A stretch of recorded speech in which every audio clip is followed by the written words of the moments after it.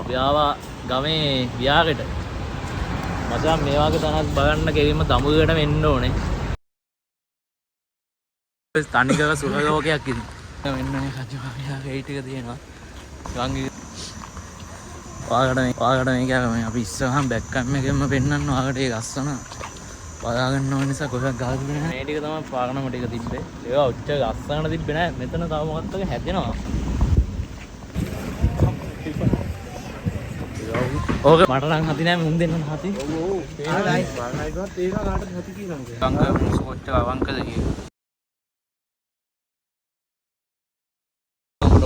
ඔයස් විහාරට එක නැංකා. මේ විහාරේ ඔය ටික තියෙන්නේ. මාළම ලස්සන අපි නිකන් අර විහාර කොට සිරනවා කොහොමද? මේ පේනන් බොස්.